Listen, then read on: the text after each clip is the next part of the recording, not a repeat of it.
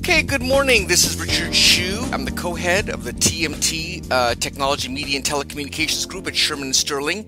And this morning, I'm very pleased to have with me as my guest Anne Cavoukian, who's the former Information Privacy Commissioner for the Canadian province of Ontario. She's currently the Executive Director of the Privacy and Big Data Institute at Ryerson University, also the pioneer of the whole concept of privacy by design. Anne, welcome. It's a pleasure to be here. Thank you, Richard. So, Anne, let's start, before we get into some of the more substantive topics, tell me a little bit about how you got into privacy to begin with, because it seems like you were quite a bit ahead of your time, it seems to me. Like so many things, it was just a stroke of luck. I headed up the research department at our Attorney General's office here in Canada, and during that time, I worked with who's now Justice Sidney Linden. He headed up the police commissioner's unit that oversaw independent investigations of police activities. And I did some research for him. At the end of a few years of working with him, he was appointed as the first Information and Privacy Commissioner of Ontario. And he thankfully liked my work, and he asked me if I would join him and head up the privacy side of the operations and do investigations and things like that. And we're talking back in 1988. So I was delighted to have that opportunity. I joined him. And in the early days, attention was much more on FOI, freedom of information, than privacy. So I got like a hands-on tutorial about everything relating to privacy, what was happening in the world, and I got a real deep intensive for the first few years. And then the World Wide Web took off, online communications took off, and everything exploded on the privacy side. So I was very fortunate. Interesting. Well, tell me a little bit about how you came up with, as you're obviously well known for being the pioneer of the privacy by design and the inventor. Tell me a little bit about how that came about and, sort of the genesis of that whole concept. Well, so my background, I'm a psychologist. And I think that helped me because I didn't enter into this field as a lawyer. Most of the people in the privacy field are, what I say, lawyers. They love going with the regulation and drilling down into Section 35, Sub 2, Part A and applying it to the fact situation. All of that is very valuable, but it's all after the fact. I wanted a model of privacy that was much more akin to a medical model of prevention. I wanted to prevent the privacy harms from arising because as I saw the internet explode and World Wide Web growing and online communications and then social media and connected devices, I just had a sense that we weren't going to be able to contain this beast, if you will, in terms of data breaches and privacy infractions by just offering after-the-fact solutions. So I thought, why don't we embed privacy as a design measure right up front into information technologies, into networked infrastructure, in a way that can ideally prevent the privacy harms from arising by identifying the risks and then addressing them, building in the privacy protective measures. And I remember there was very little interest in this at the time. I remember doing it in my house at the kitchen table over 3 nights, coming up with the 7 foundational principles and slowly exposing the ideas to the world. And it took 3 years of concerted effort of presenting this to, there's an international privacy commissioners conference and data protection authorities go. 3 years of slowly plodding forward, and then it just took. So tell me a little bit how you came to those 7 principles. Was it originally a much longer list? Tell me a little bit how that, 7 is a very nice number, but I'm just curious how you arrived at that. Well, I'm a lucky 7, but that's not what prompted it. I started with what I thought were the obvious things. You've got to embed the necessary protections into the design. The second principle is critical. Privacy is the default setting. And I should mention that for the first time ever, the privacy by design and privacy as the default, the actual language, has been incorporated into a statute in the European Union. The GDPR. The General Data Protection. So I'm so excited about that. But privacy as the default, the second principle, is probably the hardest one because what it says is you build it in as an automatic. You don't wait for someone to find the opt-out box and search through the terms of service and the privacy policy. You give it to them. You build it in. And then if they want to opt out of privacy, they can. But otherwise, they get it automatically as part of the design, part of what you're offering. And people love that. It really raises the bar on privacy. So that was very important. I'm just running through them in my mind now. Absolutely. Security is absolutely critical. I always say the term privacy subsumes a much broader set of protections than security alone. But especially in this day and age of cyber attacks and phishing and everything, if you don't have strong security end-to-end with full lifecycle protection, you're not going to have any privacy. So you have to lead with a very strong foundation of security. Then we talk about, I don't have them all in front of me, I'm just doing this from memory, respect for privacy, keep it user-centric, absolutely critical, and be open and transparent with what you're going to do with somebody's information. You have to tell the individual, the data subject, what you're doing with their information, because as I always remind both governments and companies, it's not your information. You may have custody and control over it, but it belongs to the data subject. So these are, to me, this is like motherhood. But I assure you, it's not motherhood when you try to apply it. It really raises the bar. Yeah, interesting. Now, what about the one about the zero, not having a zero sum? Let me ask you about that. Because, yes. How can I? That's so important. That's, I think, the fourth principle. Right. Thank you for mentioning that. It is the essentials of privacy by design are that it's proactive, embedded in design, and it abandons zero sum in favor of positive sum. What that means is the prevailing view out there in our world today is, largely speaking, a zero-sum model, which means that you can have an increase in one interest, public safety, always to the detriment of the other interest, privacy. So it always says you can only have one gain and one interest, always to the detriment of another. Whenever it's privacy, it's a versus model. Yep. Privacy versus security or privacy versus public safety. It's never privacy that wins. And I'm not suggesting it should be privacy that wins. I want them both to win. I want doubly enabling win-win solutions, not either or, not win-lose, which is what zero-sum is. I want and. I call it the power of and. If you have privacy and public safety, wouldn't you rather have that? Wouldn't that be a better world to live in, where you can have freedom and liberty and public safety? Yeah. And that's absolutely at the heart of privacy by design. It's called positive sum, and I apologize for using that language, but when I was in graduate school, game theory was really big at the University of Toronto, which is where I went here in Toronto. And everyone seemed to embrace zero-sum, the either-or proposition. It was an easier model to deal with. But I'm the eternal optimist, and I always thought if you could have two interests grow, doubly enabling, at the same time, why wouldn't you? Yeah. And in terms of privacy, if you don't have positive-sum systems, if you don't have win-win, you're going to lose out on privacy again and again. And that's what we cannot accept, because privacy forms the foundation of our freedom. It also forms the foundation of prosperity. People don't make that connection. And if I can just take a moment, Richard, to explain what I mean by that. See, if you have a world of surveillance, and increasingly that's what we're growing into, and every time we have a terrorist attack, as horrible as they are, the government calls for increasing measures of surveillance, decreasing our encryption. As you know, there's that bill by Senators Feinstein and Burr right now, and it's an anti-encryption bill, basically, that would seek companies to build backdoors. I mean, it's the death of privacy, the death of our freedoms. So why we have to oppose this is whenever you do have increasing surveillance, and we know this historically. You look at Stasi Germany years ago in the Third Reich, everybody was so afraid because everybody was spilling the goods on everybody else. Surveillance was everywhere. And what it does, it limits your cognitive bandwidth. And I say that as a psychologist because you're in this crouched position. You're guarding what you have. You're looking over your shoulder. It doesn't allow you to innovate and create and think out of the box without any fear associated with the wild ideas that may be coming out. It does the exact opposite. It curtails you. It restricts you. It makes you go in. It narrows your focus and your vision. It's the exact opposite of innovation and prosperity.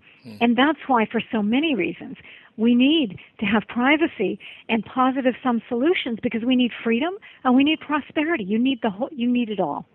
So when you came up with the privacy by design, you said at first it wasn't that well received. What was it that really sort of made it sort of take off? Was there something, a seminal event that kind of happened that sort of turned the corner, or was it more just gradual? You know what's interesting? Part of it is exposure to the idea, because it was, believe it or not, back then, a groundbreaking idea. It seems like it's shattering, which, to me is astounding in itself. But so part of it was exposure to the idea. But also, I remember the third year, there was a new commissioner in the United Kingdom, and Elizabeth France, that was her name. And she was newly appointed. And she came from the telecom industry, and I remember presenting it with her present for the first time the third year, and she loved it, and she embraced it. And then she presented this again and again. The European countries have their own European commissioners' meetings, like on a quarterly basis, much more frequently than annual. She presented this and just was a champion for it, and then it just took off. It took off after that. And then in 2010, it was unanimously passed as an international framework for privacy and data protection by the International Assembly of Privacy Commissioners and Data Protection Regulators. So 2010, it became like an international standard, and since then, it's been translated into 38 languages. That's amazing. So now that it's in the GDPR, what's going to be the effect of that now? I mean, now it seems like it's going to be even bigger than ever now. Yeah, it's so exciting, Richard. They've really run with it, and there isn't a week that goes by that I don't hear from someone from Europe, often from the FTC, Federal Trade Commission in the U.S. The FTC has, a number of years ago, they put privacy by design as one of its 3 preferred practices, best practices for privacy. Right. So there's a lot of interest in it, and I couldn't say this, but Information Age put out an article at the end of last year, and they said, suffice it to say, if you're doing privacy by design, you're going to be following the GDPR. Now, I would not go that far, but I think that's what people are thinking, is that at least let's start doing privacy by design now, and that'll put us in a better position to be in accordance with the GDPR. Now, how did you come up with the phrase privacy by design? A very great name, by the way. I've always loved the concept of design thinking, that you don't do anything by accident or by chance, you do it by design, that it's intentional, proactive, forward thinking. So it just seemed like a natural fit to me. Now, when you look at you created this many years ago. When you look at it now, does it still seem like it holds up pretty well, or do you feel like do you feel like it needs to be revised? Or obviously a lot has happened in privacy since you came up with privacy by design. But tell me a little bit about that. I think, and in fact, there was just an article that came out in the EU. I just printed it. I can't find it.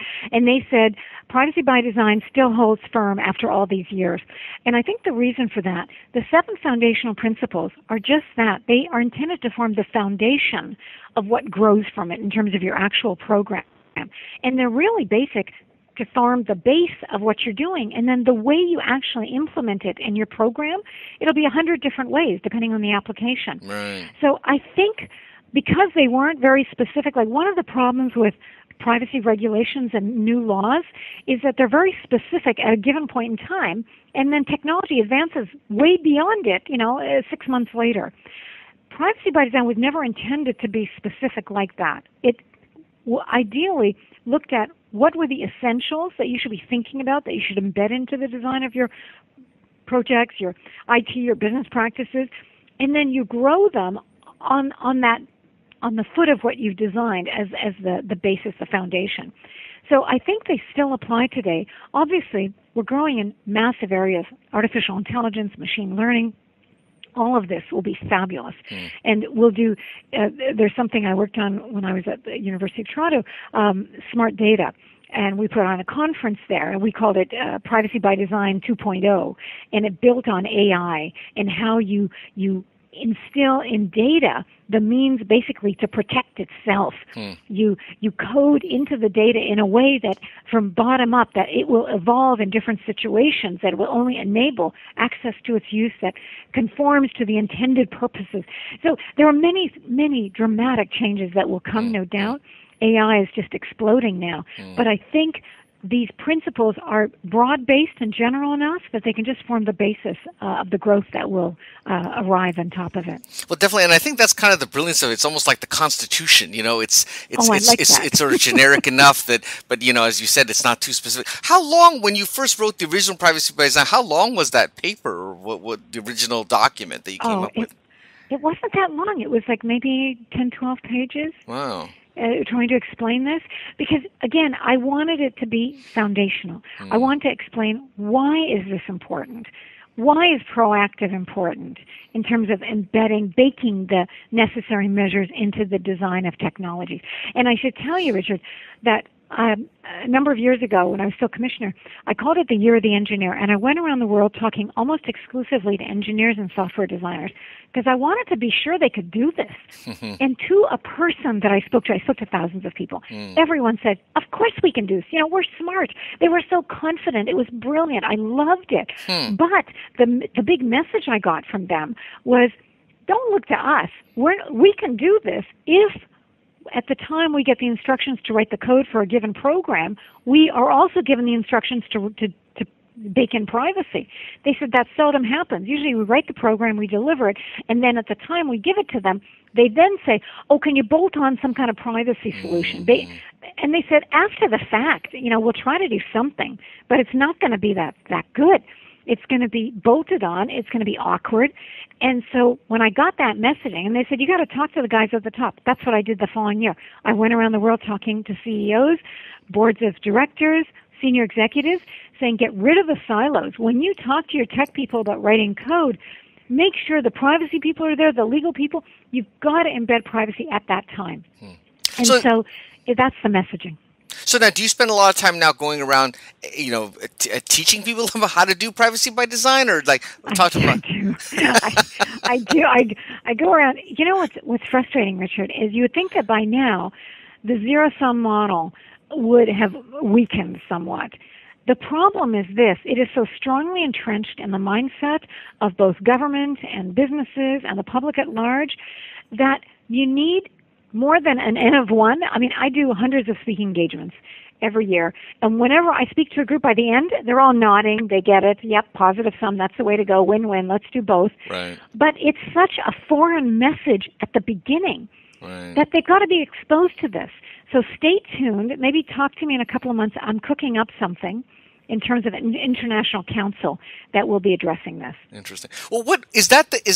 Of the 7 principles, is that the one that sort of is the most people that most get hung up on? Is the zero sum, or which one of the 7 principles would you say is sort of the most difficult to get their arms around? There's two. The zero sum is very difficult. If people aren't exposed to the messaging, just as I'm doing right now, it doesn't come automatically. So that one, and privacy is the default. People get privacy as the default, but it's like an opt-in model of positive consent. It's harder to do because the prevailing model right now is opting out. The prevailing model is, we're going to use this information for additional purposes unless you say, no, we can't do it. Right. Negative option, right. Negative consent. I'm saying, no, I want positive consent. I want you to flip that on its head so that what you say to the individual, the data subject, is we're not going to use your information for any other purpose other than this primary purpose, which is why you gave us the information, the intended purpose, unless you tell us we can. Those are the two, the principles that are the hardest. Tell me a little bit about the open and transparency one, because do you ever get pushback that, when you're too open and transparent, it becomes too overwhelming? I mean, kind of like, SEC disclosures where, you start disclosing too much and people can't absorb everything. What is the response on that point? I don't get that much pushback anymore, Richard, and part of it is also in terms of medical data. You've been watching what's been happening with HIPAA. It's coming around that more and more practitioners and doctors are saying, you got to give the data, you got to give the health information to the patients, to themselves. And the reason for that is twofold. One, when you give the information and you're open and transparent with the data subject to whom the information relates, they are in the best position to see if there's any inaccuracies. They will be able to flag it for you and say, wait a minute, this didn't actually happen. Mistakes happen all the time. They're in the ideal position. But also, it's their information. That right of access to your own personal information is critical. I can tell you, I've been a patient for many years, and I have files of health information that I compile myself, because I go to very different doctors and different people, and I'm the one who can keep it all connected in ways that no one else can. It is invaluable to the data subject, and there is no harm that will come out of this. There are actually benefits that will return back to the institution giving them the information. So other than speaking, obviously you still do a lot of speaking on privacy by design. What are some of the other stuff that you either speak on or you're researching in? Tell me a little bit about some of the other stuff you work on other than privacy by design. So, of course, big data is exploding. The uses of data in terms of unstructured data in ways that were never anticipated. The Internet of Things is just going off the scale. Some people call it the Internet of Everything. And that poses potentially the biggest threat to privacy down the road, because it's all about connected devices, smart appliances, you name it, everything being connected. And it's sort of like the Wild West right now, because everyone is so excited by the Internet of Things. They're getting all this stuff out there. The technology is advancing. People haven't stopped long enough to think about the privacy implications. And the FTC put out something last year where they looked at like Fitbits and other health appliances. And they found that the information that flowed from these went to something like 76 different unexpected parties that were never contemplated. So the data subject, the individual, wouldn't have a clue that his or her information is floating out to all these different parties. And that's the harm, Richard. If you don't think of these in advance, you might say, well, so what's the big deal? It's going out to all these people. The big deal is it'll come back to bite you. Context is critical to information and to privacy. It's key. So information applies in a certain context, and it's harmless. There's no problem with it. In another context, an employer gets some information relating to what you're doing in another context, and it doesn't look good. It may be completely innocent, but it looks bad. These are the things that come back to bite you. And then you've got to clear your name, and there's nothing to clear. It's just the contextual nature of the information has changed. I can give you hundreds of examples of that. So I think that's the thing we have to now look for. And privacy by design is absolutely essential to the Internet of Things, because if you don't bake it in to the design of the technology up front, you're never going to be able to pull it back. You're never going to put the genie back in the bottle. You'll lose total control. And privacy is all about control, personal control over one's data. But isn't Internet of Things, isn't it like the perfect thing for privacy by design? Because you're building a product, embed privacy into it. I mean, it seems like it's the perfect vehicle for that. Absolutely, if you think to do it. If you think to do it. I went to a Web 2.0 conference in California a couple of years ago, and I was talking to all these startups, like 900 people in the room. Many of them are doing startups. They're all excited. And they loved my messaging once they were exposed to it. And dozens of them came up to talk to me afterwards. These are young, brilliant startup minds. And they said, oh my God, no one told us about this privacy thing. They're all focused on their particular area, and that's attracting all of their attention. If you don't flag this to get their attention, then it just goes by the wayside. Nobody said, we're not going to do what we don't want to do. They all said, of course we want to do it, because it'll make customers happier. It'll be another, I always say, think of privacy by design as giving you a competitive advantage over the other guys. But you've got to think about it, and that's what we want to do. We want to put it on people's radar. So when you started working in privacy, obviously I know you were in the very early days, and obviously you probably didn't know, how much it was going to explode. But did you have a sense that, hey, this is going to be something big, or what was your sense back then? I didn't think it was going to be this big. Honestly, in the late 80s, when you're talking, the web is just beginning. Right. And this is pre-iPhone, smartphone, pre all of that. Right. Apple was in its formative days. The Mac was just coming out. I couldn't have anticipated the massive scale of the growth. And it's amazing. And don't get me wrong, that's the other thing about privacy by design in terms of its positive sum aspect. We're all in favor of big data, data analytics, the amazing things that are going to result from all of this, the research, the amazing findings that we don't even know about yet. So it's not that privacy is in any way should not be viewed as a prevention standing in the way of these developments. It's the exact opposite. If you embed privacy and think this through up front, you can do both. That's why it should never be viewed as an impediment, but as something that will facilitate the design of new technologies and advance innovations that we can't even think about. So if I can mention also one thing, the term data minimization, people often misconstrue it. It's big in the privacy world, and it means that you retain the use of personally identifiable data for the purpose it was intended. But then you can still use the data. That's what minimizing the data means, minimize the use of the personally identifiable data. But it doesn't mean you can't use the data for secondary uses like health research or other innovative ideas or things. You just have to de-identify the data. And there are very strong de-identification protocols now that dramatically reduce the risk of re-identification. You can do it all. You just have to think about it up front. When you got your degree in psychology, your PhD, did you ever think you'd be working with this many lawyers? Actually, I did. And the reason I did, I specialized in psychology and the law. That is what I specialized in. Oh, so I also took courses at the law school. And my first job was the head of research at the Ministry of the Attorney General. And I was so blessed because the Deputy Attorney General happened to read an article that I had written on taking an empirical approach to vandalism. That was the issue at the time I was dealing with back in the 80s. And he really liked the article. So when I was graduating, he approached me. He knew my advisor. And he said, look, Ann, I can offer you a 1-year contract at my ministry at the Attorney General's office. You're going to have to convince the lawyers of your approach. I'm convinced that you're going to have to convince the rest of them. And I jumped at it. I said, I'd love that, please. I was young and it was a wonderful opportunity.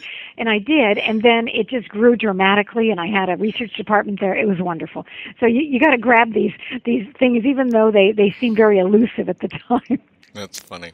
Well, Ann, it's been a fascinating conversation. I really appreciate taking time. It's been an honor to speak with you. And Thank you when you get that international council going, you'll have to come back and tell me about it. I would love to. And thank you. I've really enjoyed this. This is Richard Hsu and Dr. Ann Cavoukian. Thank you.